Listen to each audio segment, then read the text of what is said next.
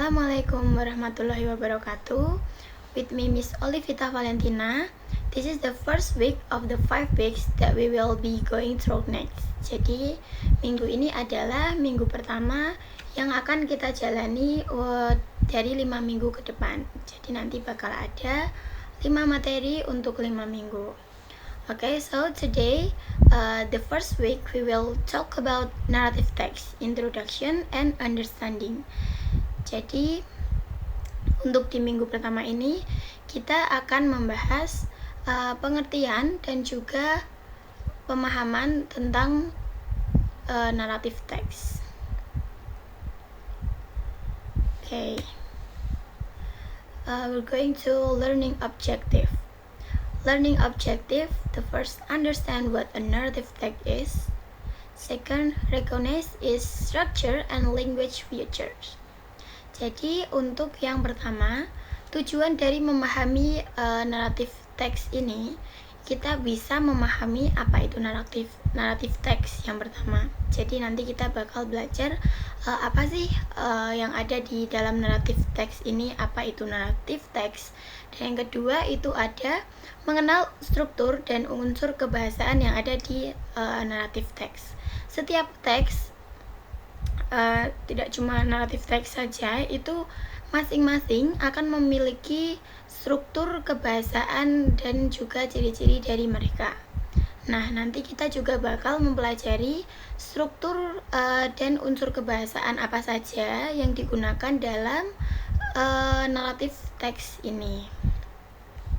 Jadi seperti itu. Next is main materials atau materi pokok yang akan kita bahas. The first, we have definition. A text that aims to entertain the reader through imaginative or past events. Jadi pengertian naratif teks di sini adalah teks yang bertujuan untuk menghibur pembaca melalui cerita imajinatif atau kejadian di masa lalu.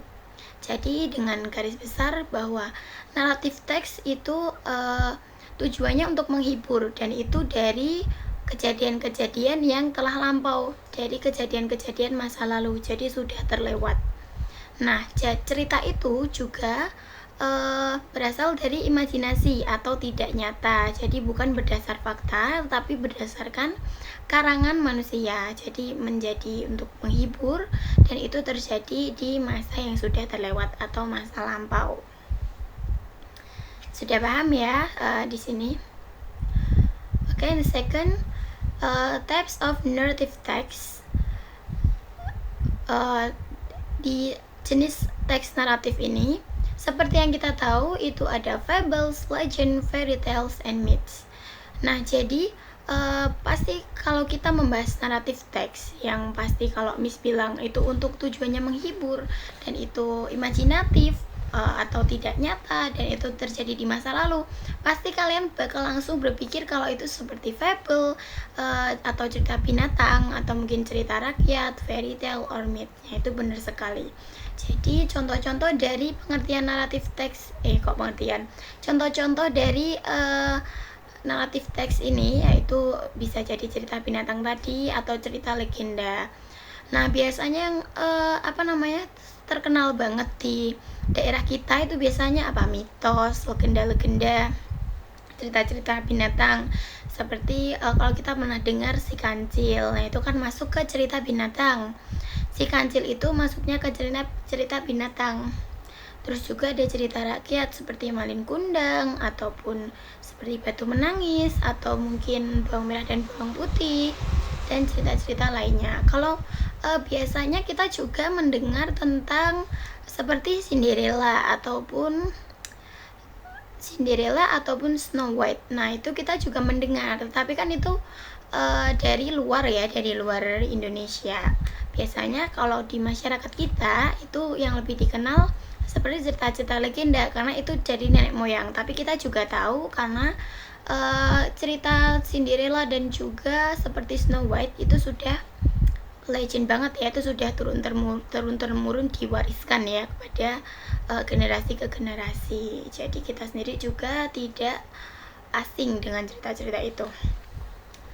Okay, The next is text structure atau struktur teks.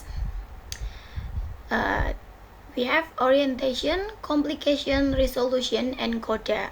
Orientation is introduce character, setting, and time. Jadi di orientasi ini ada pengenalan tokoh, tempat, dan juga waktu. Setiap cerita itu pasti akan memiliki tokoh yang pertama. Yang paling penting adalah tokoh. Kalau nggak ada tokoh pasti tidak akan menjadi cerita. Ada juga tempat, ada juga setting waktu. Tempat itu termasuk juga setting place, and waktu itu setting time. Jadi di mana tempatnya, bagaimana latar waktunya, bisa waktu siang-siang, bisa waktu malam-malam, seperti itu. Tempatnya bisa di mana, misalnya di suatu daerah atau di suatu rumah, di suatu jalan, seperti itu.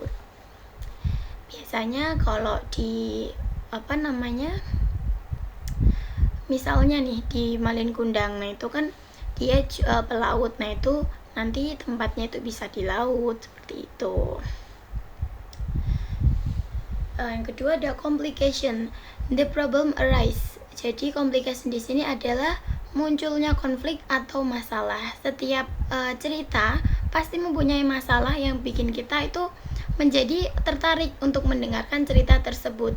Nah, kalau contohnya di Malin Kundang itu contohnya konfliknya masalah apa coba? Untuk contoh masalahnya, dia akan menjadi dia menjadi anak durhaka. Bagaimana dia melawan ibunya, bagaimana ibunya membalas perbuatan anak tersebut. Nah, itu yang dinamakan munculnya konflik atau masalah. Nah, dari munculnya konflik atau masalah itu akan timbul resolution atau the problem is solved, yaitu penyelesaian masalah. Bagaimana masalah itu diselesaikan? Kalau di contohnya kita berbicara Malin Kundang dari tadi ya. Nah, di dalam Malin Kundang itu contoh penyelesaiannya seperti apa? Kira-kira ada yang tahu nggak di sini? Nah, kalau di contoh Malin Kundang itu penyelesaiannya, ibunya kan mengutuk dia lalu masalahnya selesai. Nah, itu dinamakan penyelesaian masalah. Misalnya kalau di Malin Kundang ibunya sudah kecewa, ibunya sudah tidak bisa tidak bisa mengendalikan dirinya sendiri juga. Nah, jadilah dia dikutuk menjadi batu. Nah, itu penyelesaian masalah dari cerita Malin Kundang. Beda lagi kalau cerita yang lainnya. Kalau Cinderella, dia apa itu berarti penyelesaian masalahnya?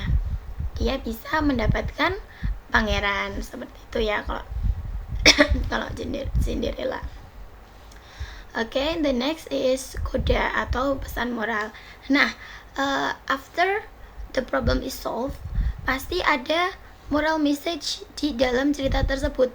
Kayak ada pesan moral dari cerita-cerita yang sudah berlangsung, yang sudah kita simak. Contohnya lagi, kalau kita masih berbicara Malin Kundang, ini biar kalian nggak bingung ya. Jadi kita berbicara satu topik saja biar kalian mengerti dulu ini. Nah, untuk di Malin Kundang ini pesan moralnya apa? Kita tidak boleh durhaka kepada orang tua. Kita harus menghormati orang tua, karena kita tidak pernah tahu apa yang terjadi pada kita kalau kita bersikap buruk terhadap orang tua, bahkan seburuk itu. Akibatnya kan bisa fatal banget itu. Nah, itu pesan moral. Jadi kalau di Malin Kundang itu pesan moralnya jangan durhaka kepada orang tua, seperti itu. Nah, yang selanjutnya ada language features atau ciri kebahasaan. Here are some past tense, action verbs, adverb of time, direct or indirect speech. Jadi di sini menggunakan past tense atau menggunakan past tense. Yang kedua, banyak menggunakan action verbs atau kata kerja aksi. Banyak menggunakan kata kerja aksi. Dia melakukan apa, dia apa saja yang dilakukan, nah itu termasuk kata kerja aksi. Yang selanjutnya ada adverb of time, like once upon a time, then finally. Nah, itu dia menggunakan kata kerja waktu, yaitu once upon a time, then suddenly, finally.